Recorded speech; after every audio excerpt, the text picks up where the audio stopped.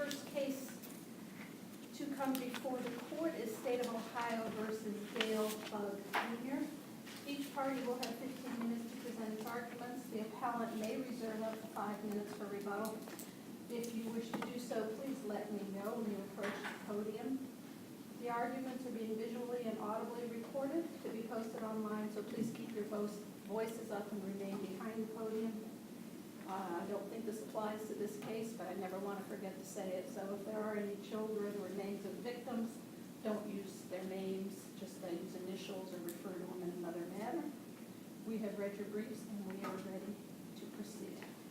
Good morning, Your Honors. I would reserve my full time for rebuttal. All right. Giovanna Bremke on behalf of Mr. Dale Bugg Jr. And we are here. Mr. Bugg was indicted on 2 counts of robbery, one with a RVO specification. And he was indicted, and fairly quickly he was, the state had filed a motion with intent to use 404B evidence. That was November 30th, 2017. So late November. By early January, the case proceeded to a jury trial. It was January 8th. The parties presented for the jury trial, and this was the first time that the court had addressed the 404B motion. And at that point, there was an offer. The offer was for 4 years. In the transcript, that's on page 38. And Mr. Bugg rejected that offer. And essentially in his rejection, he said, his counsel says, well, we'd like to hear about the 404B evidence, what your ruling would be. So they have a quick evidentiary hearing on the 404B evidence, and essentially the court allows use of that evidence. Following that ruling, Mr. Bugg pleads, and he's actually sentenced to 6 years, which is 2 more than what the offer would be. And the court, in sentencing him to the 2 additional years, relies on State versus Rahab.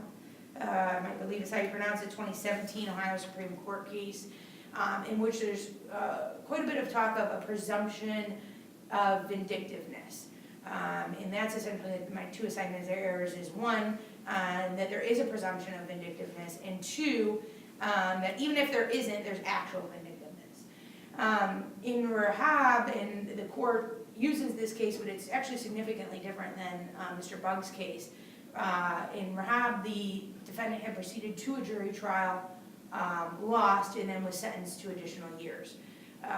In Mr. Bugg's case, he didn't proceed to that jury trial. They didn't even impanel a jury. There was the 4 years, in which the court said they would go along with that, the short evidentiary hearing, and then the 6 years sentence. So the only thing between that offer and the actual sentencing was that very short 404B evidentiary hearing. Now, what the court says is that, well, first let me take care of the presumption of vindictiveness. So, because in this case, in Rahab, there was a jury trial, and what that court said was, well, there's some justifications for, for additional time because of several reasons. 1, the court receives more information. During a trial, obviously, everything comes out, and the court hears that information and is inclined to give more time. Second, that there's a benefit to a plea in that there isn't the risk for the state or for either party. There isn't the state has a relief of the burden to prove the case. Obviously, that's the biggest benefit. And they also don't have to devote any resources, or less resources in a plea as opposed to a jury trial. It also limits the appellate rights because of the nature of the plea. Again, in Rahab, there was prosecutorial resources used. There was that risk. There was, the state had to prove the burden because the case proceeded to jury trial. In this case, essentially the court saying, well, you know, there was all these benefits, but there wasn't, because there was a plea. And there, you know, that essentially what I'm saying, there's a presumption of vindictiveness. Even if there wasn't a presumption of vindictiveness, the court talks about, and in citing this case, this Rahab case, the court talks about sort of covering tracks and saying, well, I want you to know that I'm not sentencing you to more than, and obviously I'm paraphrasing, more years, because, because I'm trying to punish you, it's because of your past criminal history. And that's something I just learned in this evidentiary hearing. Well, that's not true, because on November 30th, which was about more than a month before this jury trial, the state filed this motion for the 404B evidence, which the hearing didn't give any additional information other than what was in that motion. So, there was talk about the prior criminal history in that motion. That's essentially what the 404B evidence was, that there was a pattern of the same activity, essentially the same crime committed over the course of years. So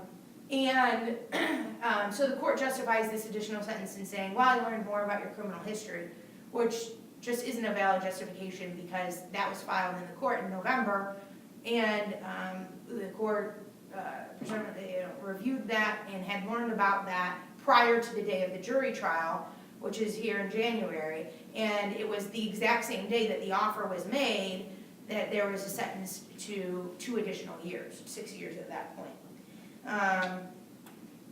Again, there was no additional prosecutorial resources other than maybe that short evidentiary hearing, which presumably could have happened. There's motions all the time that happen before, before a plea. His appellate rights are still limited by virtue of not having this jury trial, and the state didn't have to prove the burden. He ended up pleading, and the state didn't have that risk of potentially a not guilty verdict. So all in all, there's a presumption that there was vindictiveness because distinguishing this from that Rahab case, there was no jury trial. There wasn't that additional resources, that additional information. There really was nothing more to justify the 2 additional years, in the record. And I reserve the rest of my time. Thank you.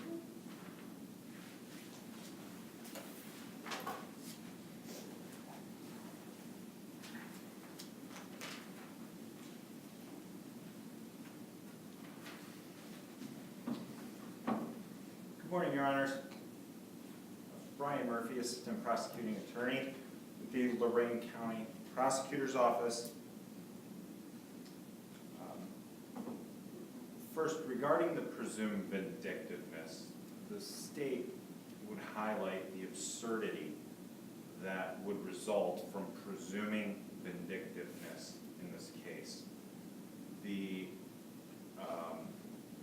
Just as background, the U.S. Supreme Court has presumed vindictiveness in sentencing in very limited circumstances, according to the Supreme Court of Ohio. And those limited circumstances are when a defendant is convicted, has the conviction overturned, there is a retrial, and the defendant gets a greater amount with regard to a term of incarceration. That's where the U.S. Supreme Court has said will presume vindictiveness. But in Rahab, the Supreme Court of Ohio says, well, we're not going to presume vindictiveness when a defendant takes a case to trial and then, in Rahab's particular circumstances, received a 6-year prison term, greater than the 3 that would have been, and I think this is a critical distinction too, the 3 that the state would have recommended, would have offered as part of that plea. As I recall, the trial court was never involved in plea discussions in Rahab. So the absurdity that results here is that a defendant theoretically could put a trial court in a position of being in trial for 3 days, 3 weeks, 3 months, with the trial court aware of a plea offer of, by the state or by the prosecution of some number. And after this massive amount of time spent in trial, we're presuming that any prison term over and above that number that the state would have recommended as part of a plea bargain is now presumed vindictive. Or I'm sorry, not presumed vindictive. But we're presuming vindictiveness here when there was an efficient resolution to this case. The trial court did not have to spend 3 minutes in a trial, and yet we're presuming what Mr. Bugg asked you to do is presume vindictiveness here. That just doesn't make any sense. The presumed vindictiveness would be flipped when the trial court and the state and all the other participants that are involved in a prosecution have to devote time, resources to a matter over an elongated period of time, not only over the short period of time. The state would also point out that if you presume vindictiveness in this case, defendants should be prepared that the only plea offer they're going to receive is on the high end from the state. The state would have absolutely none interest in offering, for instance, in this case, to recommend 3 years, to recommend 4 years, or 3 years like Mr. Rahab was in that precedent case. I think one of the corrections I'd like to make, I think the record actually points out that the offer was not made on January 8th, 2018, the date of the trial. I think the record reflects that offer was made at a pre-trial on a prior date, for whatever importance that holds to the court. But that offer, I don't believe, was made on the trial date. There is not, just to clear up something, there is no presumption. Mr. Bugg argues there should be a presumption, and attempts to distinguish this from Rahab, but frankly, the circumstances here are much less inclined toward presuming vindictiveness than they were in Rahab. To say, while we're speaking of presumptions, also to say, with regard to the actual vindictiveness, to say that the trial court's assertions on the record were not true, I think presumes also that, I don't think anywhere in the record the trial court judge said, I've reviewed those.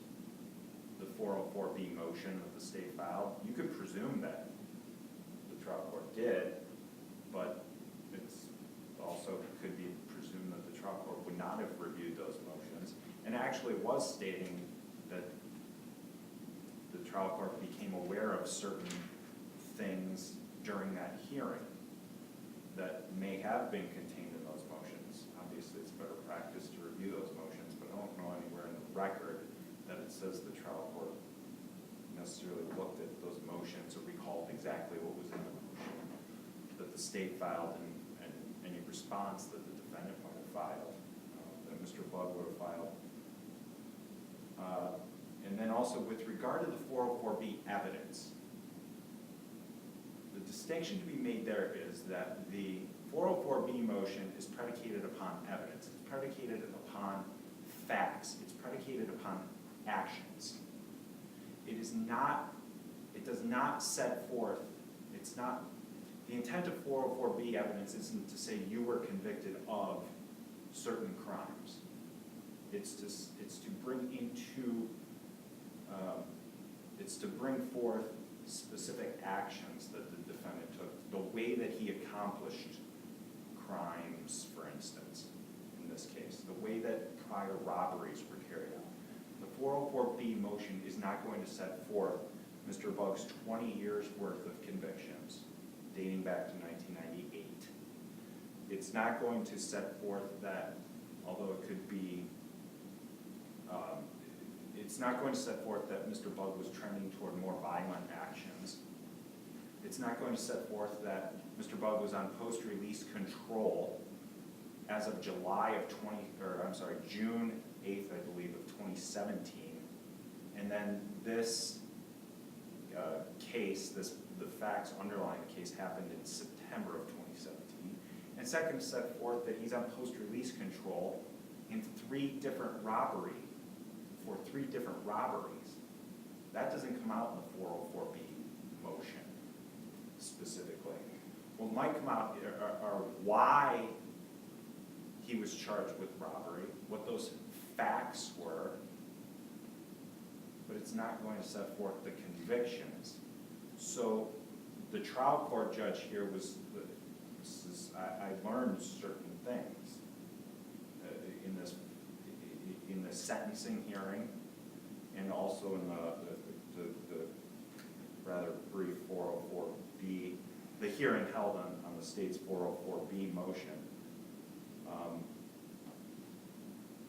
Mr. Bugg does not cite anywhere in this record to any statements made by the trial court judge that say he considered the fact that I can't even say that Mr. Bugg took the case to trial. I guess took the case to the doorstep of trial, to the cusp of trial, because it didn't go to trial. But there's no cite in the brief saying that that's why the trial court imposed the sentence that it did. And by the way, as you are well aware, this panel is well aware, the trial court judge wouldn't have even been bound by the state's recommended sentence of 4 years. The trial court obviously would still have had to have adopted that sentence, and it had no duty to do so. There's no indication in the record that the trial court was involved in the plea discussions. The trial court had been made aware of an offer of 4 years. It doesn't say if it was inclined to impose 4 years or not inclined to propose 4 years or impose 4 years. What this case really is about is discretion, not vindictiveness. Discretion, judicial discretion. And this court ought to recognize the judicial discretion that this trial court judge exercised in imposing this sentence when he looked at the factors that set out.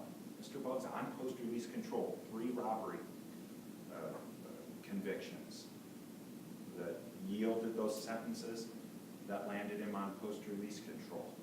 He'd been out of prison less than 4 months when the incident underlying this indictment occurred in September of 2017. The 20-year span of criminal offenses that were becoming increasingly violent, from property-related offenses, fraud and drugs, they're now becoming robberies. The fact that he's, although not charged, but the facts would indicate that he was at least indicating he had a gun. The facts and circumstances demonstrating the seriousness of the case, and I think that's what the judge was alluding to. That Mr. Bugg acknowledged 2 promises.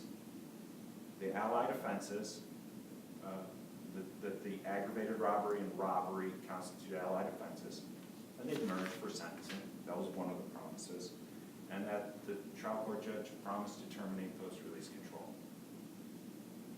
I think there was kind of an indication also that wasn't so much a promise to Mr. Bugg directly, but that the trial court judge did not indicate, or did not intend and would not do anything as far as imposing a sentence that would lead the repeat violent offender specification to become relevant as far as sentencing. I think the trial court judge also said that. And that there were also no promises made regarding sentencing. That's really the most important. There were no promises made regarding sentencing. The trial court judge exercised his discretion to impose this sentence within the allowable statutory framework, and therefore the state's asking that that this court affirm this 6-year sentence that was imposed on, a 6-year prison term imposed as a sentence on Mr. Bugg, find that there's no reason to presume vindictiveness under these circumstances, and find that Mr. Bugg has not overcome the presumption that the trial court imposed an appropriate sentence after taking into consideration the factors that it did. Thank you. Thank you.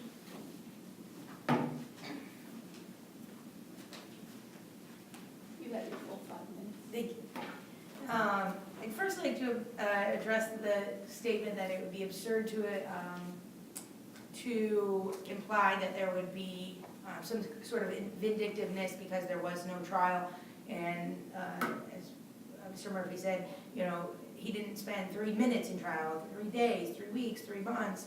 And had they done that, there would be a reason to be vindictive. You know, you wasted my time for 3 months and then you pled, or you wasted my time for 3 weeks and then you pled. Also, in those 3 weeks, 3 months of trial, or whatever, any bit of trial, there could have been additional information on what kind of harm was caused, who the victim was, who the defendant was, what the history was. In this case, we don't have that. So why the 2 years? I think it's absurd to give, you know, in the opposite is, it's absurd to think that, 2 years is justified when there was no additional information. There was literally not a bit of additional information. And the trial court does address the fact that, on transcript page 46, that he brings it up. He says, I want to address the issue of what the offer was versus what the sentencing was. If there wasn't a thought of vindictiveness, why would that even be addressed? So, How about to make a record to show that there wasn't vindictiveness? yes, or, right, possible. Or why even address it in the fact that obviously, and there's a thought that why these 2 additional years? So, and maybe there's a thought of there really isn't a lot to justify those 2 years. There's nothing to justify the 2 years. The only additional information was that 404B evidence, which was all in motion in the court on November 30th. So again, I would ask that you presume the vindictiveness because this case is much different than if there wasn't an actual trial. And if there's not presumed vindictiveness, that there's actual vindictiveness in that the court addresses it, talks about, I want to address that I did give 2 more years than what the offer was. Okay, thank you. And